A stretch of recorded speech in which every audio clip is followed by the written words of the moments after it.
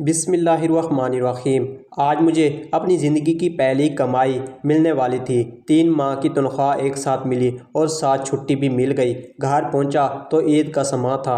ماں باپ، بہن بھائی سب بہت خوش تھے۔ میں نے ساری رقم والدہ کے ہاتھ پر رکھ دی۔ والدہ نے رقم کا تیسرا حصہ راہ خدا میں خرچ کرنے کی نیت سے علیحدہ کیا اور کہا کہ اس رقم سے ایک بیوہ عورت کے گھر راشن خرید کر پہنچا دینا جو دور کے ایک محلے میں رہتی تھی۔ میں اسی وقت گیا اور راشن خرید کر لایا۔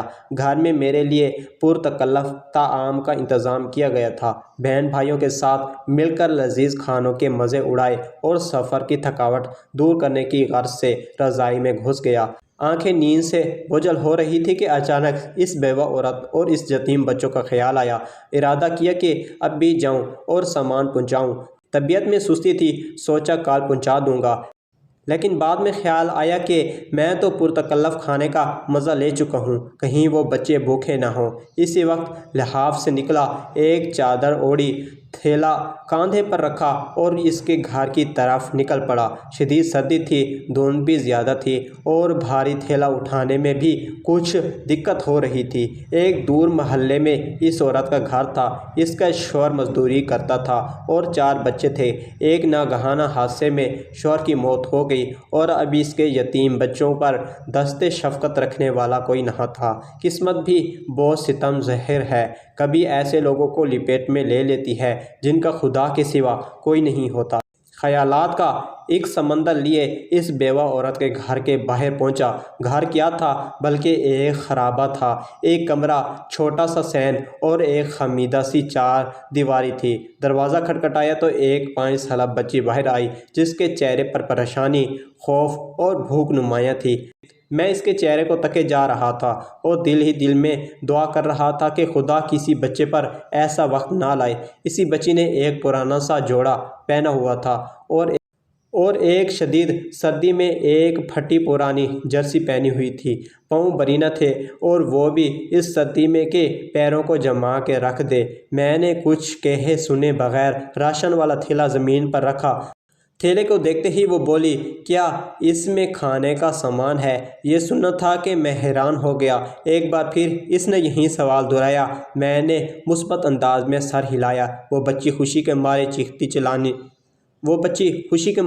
چیختی چلائی ماں کی طرف بھاگی اور یہ کہے جا رہی تھی، امی فرشتہ آ گیا، امی فرشتہ آ گیا، امی فرشتہ آ گیا۔ اور پھر 2 اور چھوٹے چھوٹے بچے خوش مارے دروازے پر دوڑے چلے آئے، کبھی مجھے دیکھتے، کبھی اس تھیلے کو، اور خوشی سے لوٹ پھوٹ ہو جا رہے تھے۔ میری آنکھوں سے آنسو رواں ہونے لگے، ہونٹ کپا رہے تھے اور جسم میں ایک سرد لہر سی دوڑ رہی تھی۔ خدایا، یہ کیا ماجرا ہے؟